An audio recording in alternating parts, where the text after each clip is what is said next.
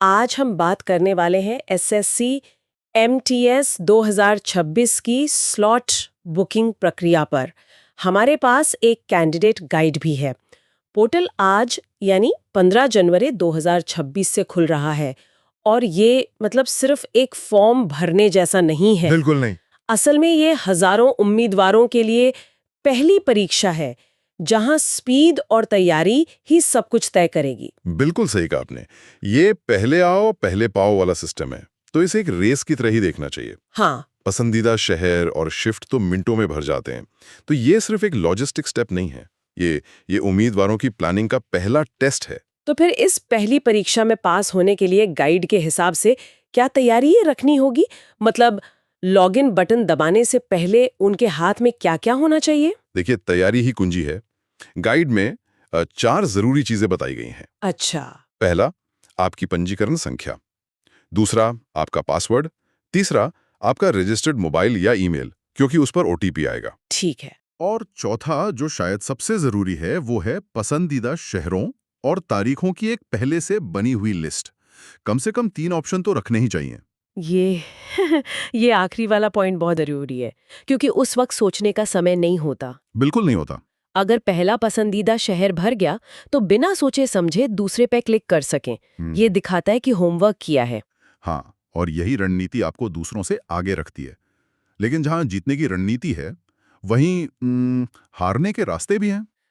कुछ आम गलतियां। हाँ, गाइड में कुछ आम गलतियों के बारे में भी बताया गया है, जिनसे बचना बहुत जरूरी है। हाँ, ये जानना तो बहुत जरूरी है। कौन सी गलतियां हैं जो जो उम्मीदवारों को इस रेस से बाहर कर सकती हैं? तीन बड़ी गलतियां हैं। हाँ। पहली, आखिरी मिनट का इंतजार करना। हाँ, ये तो सब करते हैं। सबको लगता है कि बाद में कर लेंगे, लेकिन ट्रैफिक बढ़ते ही सर्वर धीमा हो जाता है और आप मौका गंवा सकते हैं। सही बात है। और दूसरी गलती? दूसरी गलती है एक साथ कई टैब या ब्राउजर में लॉगिन करना। अरे, ये तो बहुत लोग करते हैं। उन्हें लगता है इससे चांस बढ़ जाएगा, लेकिन असल में वो अपना ही सेशन क्रैश कर रहे होते हैं। बिल्कुल, ये एक तरह का पैनिक रिएक्शन है जो उल्टा पड़ जाता है। और तीसरी और सबसे गंभीर गलती है गलत जानकारी भरना। अच्छा। एक बार आपने स्लॉट बुक करके सबमिट कर दिया, तो शहर या शिफ्ट में कोई बदलाव नहीं हो सकता, कोई गुंजाइश नहीं है। एक गलती और आप फंस गए। बस। और ये सिर्फ स्लॉट बुक करने तक ही सीमित नहीं है ना। गाइड परीक्षा वाले दिन के अनुशासन पर भी जोर दे रही है, जैसे कि रिपोर्टिंग टाइम को लेकर। हाँ, वो बहुत महत्वपूर्ण है और अक्सर लोग उसे हल्के में ले लेते हैं। गाइड में साफ लिखा है कि रिपोर्टिंग का समय परीक्षा शुरू होने से 90 मिनट पहले का है। 90 मिनट? हाँ, अगर आपकी शिफ्ट सुबह 9 बजे की है, तो आपको सुबह 7:30 बजे रिपोर्ट करना होगा। गेट ठीक समय पर बंद हो जाएंगे। तो अनुशासन की परीक्षा तो उस दिन सुबह से ही शुरू हो जाती है। बिल्कुल। ये सब तो तब है जब कोई एक्टिवली स्लॉट बुक कर रहा है, लेकिन कुछ लोग भूल भी तो सकते हैं। ऐसे मामलों के लिए गाइड में कुछ बताया है?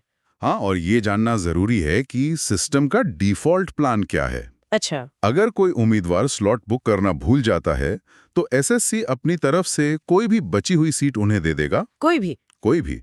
इसमें उम्मीदवार का अपनी पसंद पर कोई कंट्रोल नहीं रहेगा। आपको देश के किसी भी कोने में सेंटर मिल सकता है। तो सारी मेहनत पर पानी फिर सकता है।